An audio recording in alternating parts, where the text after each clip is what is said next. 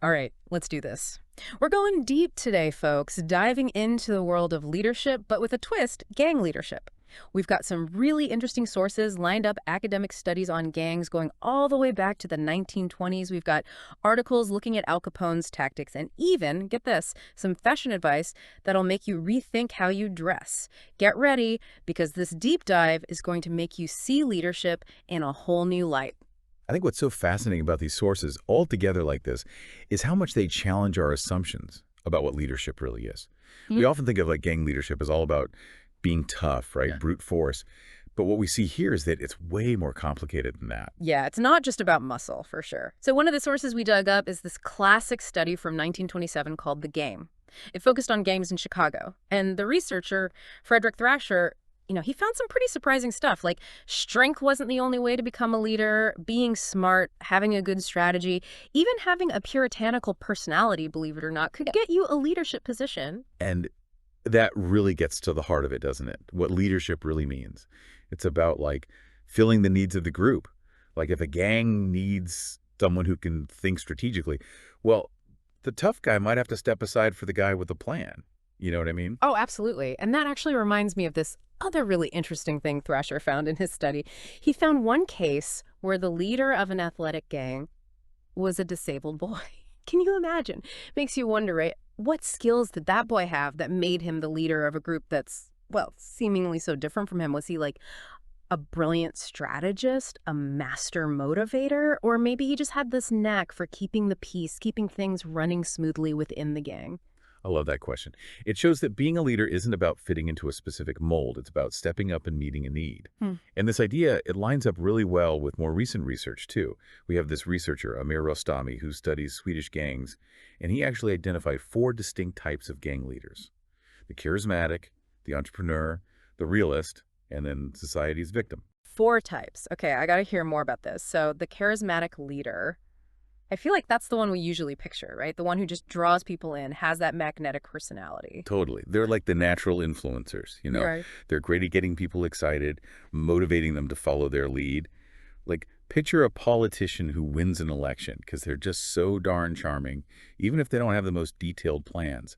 It's all about connecting with people on an emotional level. That makes sense. Okay, what about the entrepreneur? I'm guessing this type sees the gang as more of a business opportunity. Profit comes first, no matter what.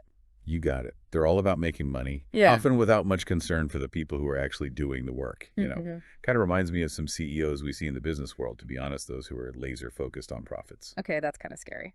All right, then there's the realist. Am I right in thinking this is the more practical type, the one who's not flashy, but always thinking things through carefully, weighing the risks and the potential rewards? Exactly. They're all about strategy, adapting to the situation, making decisions based on logic, cold, hard facts.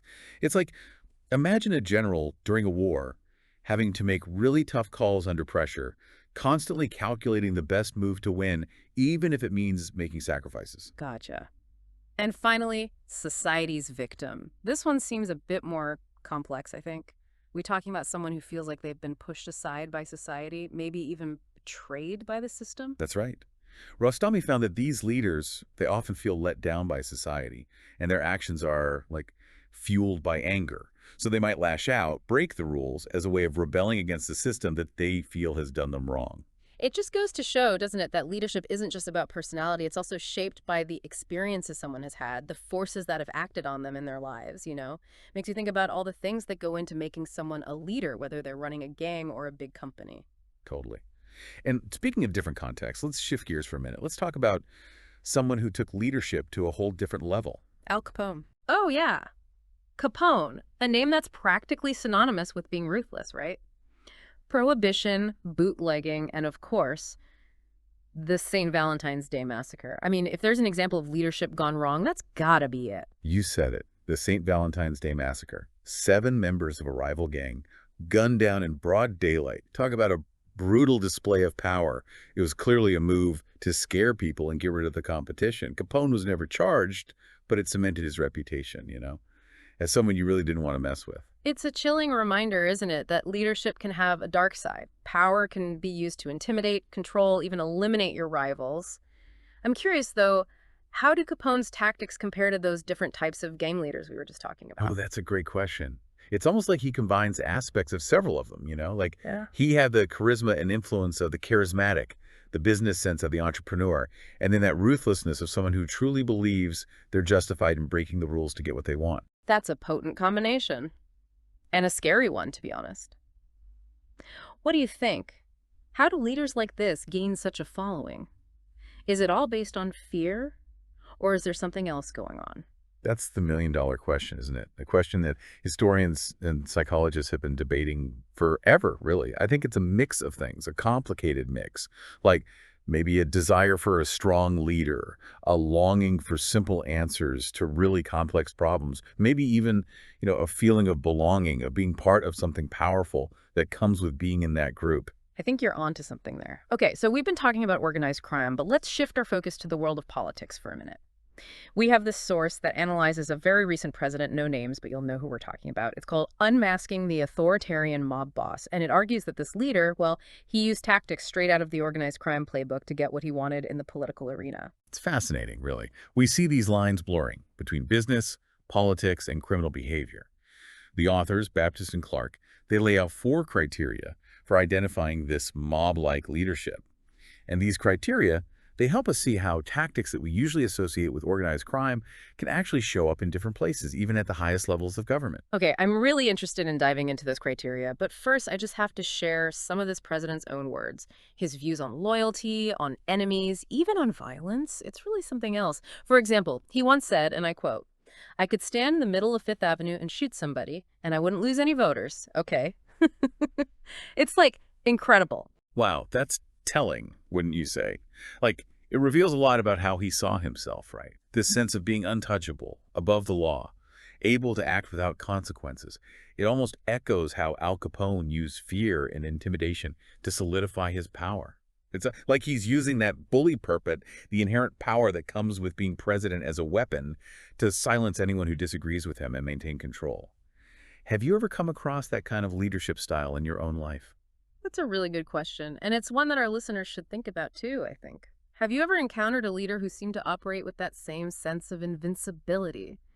It's a fascinating, if kind of unsettling, thing to consider, don't you think? It wasn't just talk either. Remember that time when he said he wished he could just punch a protester in the face? Yeah.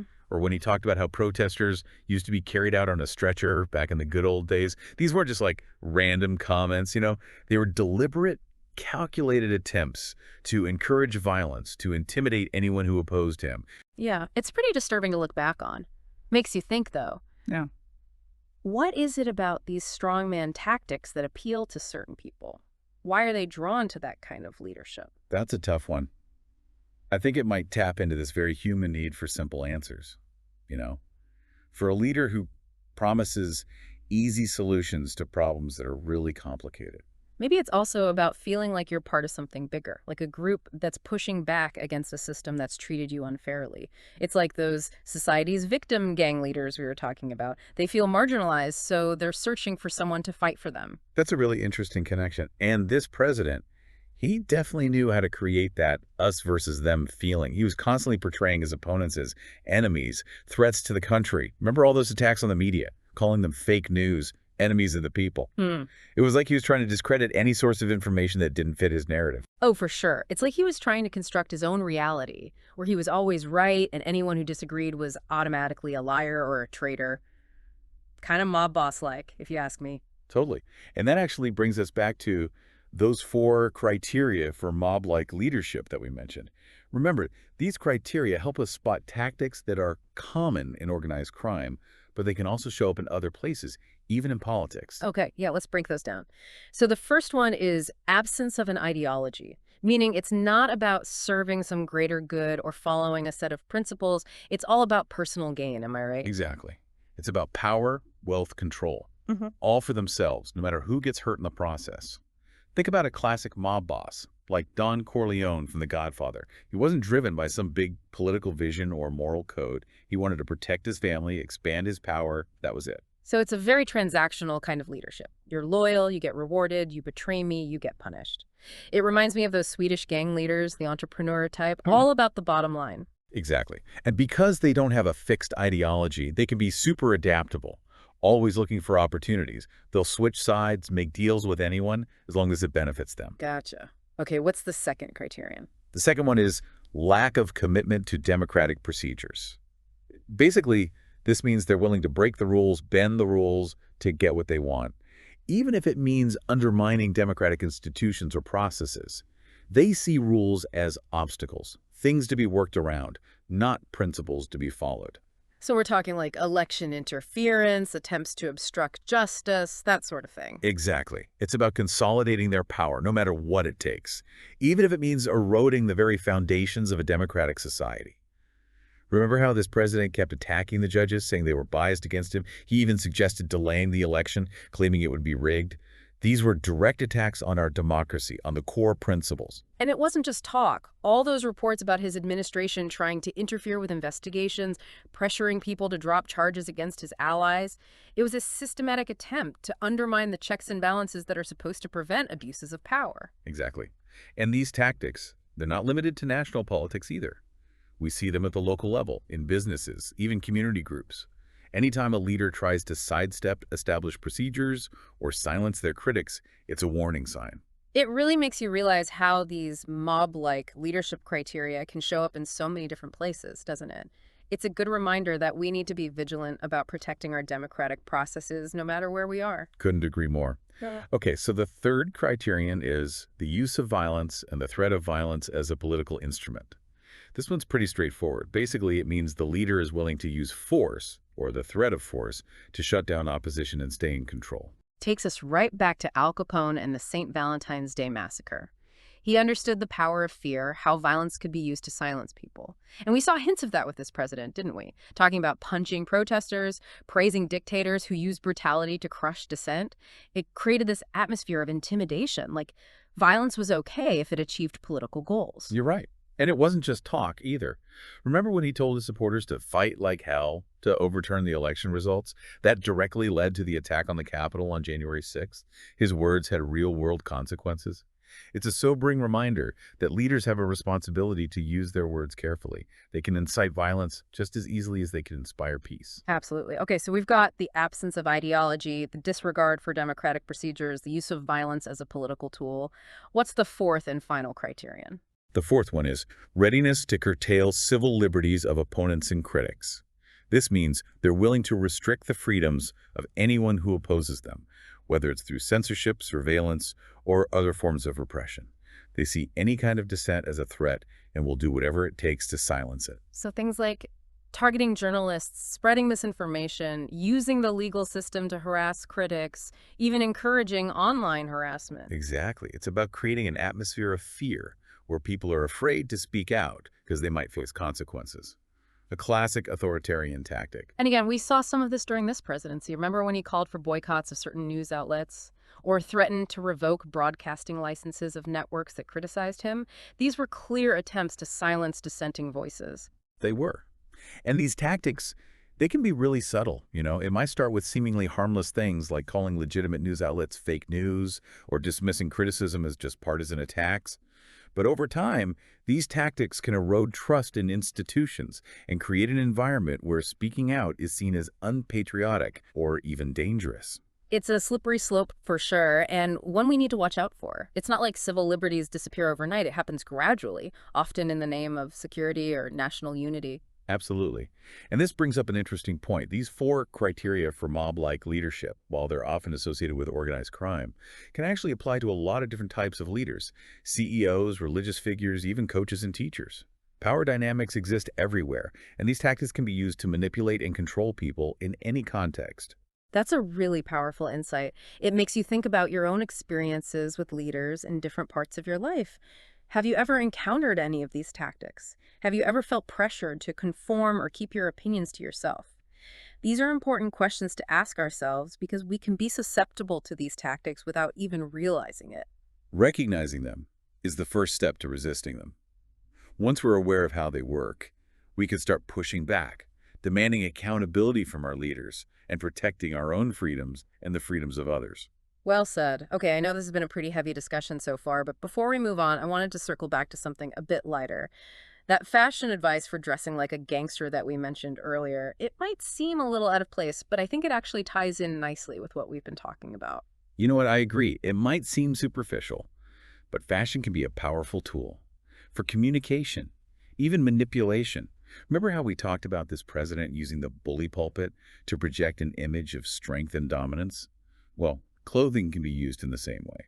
Exactly. So the source recommends things like camouflage, animal prints, bold graphics. It all makes sense, right? It's about projecting an image of power, intimidation, showing that you don't care about the rules. It's like saying, I'm not afraid of anyone and I'll do whatever it takes to get what I want. And that's why these fashion choices can be so appealing to certain leaders. Think about dictators who wear military uniforms even though they've never been in the army, or CEOs who wear expensive suits and watches to show off their success and power. They're using clothes to send a message to influence how people see them. Makes you wonder, how much do our own clothing choices reveal about us, our personalities, our ambitions? It's something to think about, that's for sure. It is. And on that note, let's move on to something that might surprise you. Hmm. We have a source here that argues that criminal organizations like the Mafia or Hell's Angels can actually teach us a thing or two about effective leadership. Wait, really? Now that's not something you hear every day. I'm intrigued, but also a little skeptical. How can we possibly learn leadership lessons from groups that are built on illegal activities? I know, it sounds counterintuitive, but the author of this source, they point out that these organizations face some serious challenges, constant pressure from law enforcement, internal power struggles, the risk of betrayal. And yet, they manage to survive, even thrive, sometimes for generations. Okay, I see what you mean. To make it in that world, they have to be resilient, adaptable, maybe even a bit ruthless. Exactly. And the source highlights a few key things these organizations do well. Things that even legitimate businesses could learn from, believe it or not. Okay, I'm all ears. What are these surprising leadership lessons from the criminal underworld? Well, first of all, they're masters of delegation. They give their members the power to make decisions and take action without needing constant approval from the top. They understand that micromanaging stifles creativity and initiative. That's interesting. It's about trusting your team, giving them the freedom to do their jobs well. I can see how that would be crucial in a fast-paced, high-pressure environment where decisions need to be made quickly. Right. And they're also big on performance measurement and rewards. They track results carefully, reward those who succeed, and punish those who fail. It's a very results-oriented culture, which keeps everyone motivated and working towards the same goal. So it's about having clear accountability, clear incentives. Again, makes sense in a world where success or failure can have very real consequences. But I imagine the punishment in that world can be pretty intense. It can be, Yeah. and we're definitely not advocating for that. The point is, these organizations understand the importance of having a system in place to evaluate performance and hold people accountable for their actions. Okay, I get it. What else? And finally, they get the importance of building a strong culture. They have shared values, a code of conduct, a sense of loyalty and camaraderie that unites them. It's what helps them withstand pressure and overcome obstacles. It's that us against the world mentality that creates a powerful bond. That's a really fascinating insight. It's about creating a sense of purpose, belonging, a shared identity that motivates people to work together. I can definitely see how that would be valuable in any organization, legal or not. Exactly. And this ties back to what we were talking about earlier, how people are drawn to strong leaders who offer a sense of belonging and purpose. It's a fundamental human need, and these criminal organizations are experts at exploiting it. So the question is, what do we do with this information? Obviously, we're not condoning criminal activity, but are there some valuable lessons here that we can apply to our own lives? I think so. We can learn from their resilience, adaptability, their focus on results. But we have to do it ethically, always remembering that the end doesn't justify the means. Absolutely. We can't sacrifice our values for success, but maybe there's a way to find a balance to be effective and ethical as leaders. Maybe. It's definitely something to think about. It is, and it leads us perfectly to our final source for this deep dive. This one offers a very different perspective on leadership. It's about finding inspiration in, well, let's just say it's a bit unexpected. Okay, you've got me curious. Tell me more. It's all about finding inspiration in, well, nature. Nature. Okay, that's a curveball I wasn't expecting.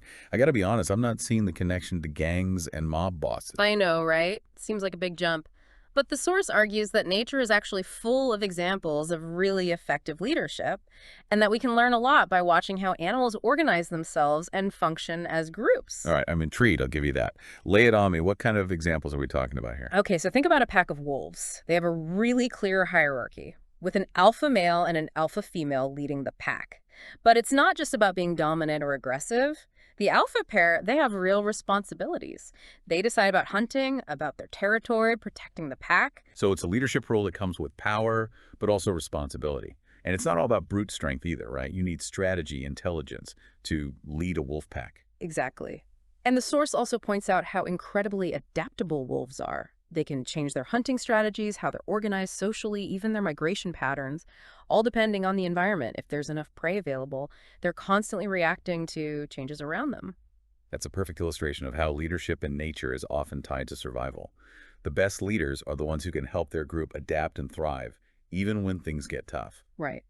The source also talks about how animals use communication to maintain order, to keep the group together. Like, think about birds. Their songs and calls, they use those to warn each other about danger, attract mates, even coordinate their movements when they're flying together. It's a form of communication without words that's crucial for them to survive. You know, that reminds me of how we were talking about clothing and fashion earlier as a kind of nonverbal communication in human society. We may not have those elaborate songs and dances like some birds, but we use clothes, body language, our tone of voice to send messages to influence how others perceive us. It's all connected, isn't it? Wolves, birds, humans. Communication is at the heart of effective leadership. It's about sharing information, building trust, motivating others to work together towards a shared goal. Absolutely.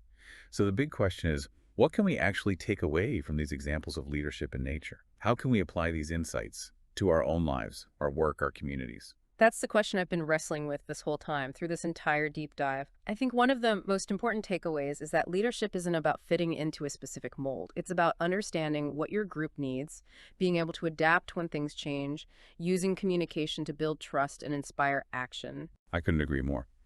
And it's also about recognizing that leadership can come from anywhere, not just the top. Whether you're a parent, a teacher, a community organizer, even just a friend, you can lead by example, inspire others, make a positive impact on the world. It's a powerful message, isn't it? It reminds us that we all have the potential to be leaders. We can choose to step up, make a difference, contribute to something bigger than ourselves. Exactly. And I think that's a perfect place to wrap things up. I agree. So, to our listeners, we hope this deep dive has given you a new perspective on leadership, all its complexities, the good and the bad. We've explored so much, from street gangs to the halls of power, from history to the animal world. And we encourage you to keep exploring these ideas, to keep asking questions. Observe the leaders in your own life, the ones you admire and the ones you don't. Think about what makes them effective or ineffective. And most importantly, think about the kind of leader you want to be. Because the world needs more thoughtful, compassionate, courageous leaders. And that starts with each of us. Well said.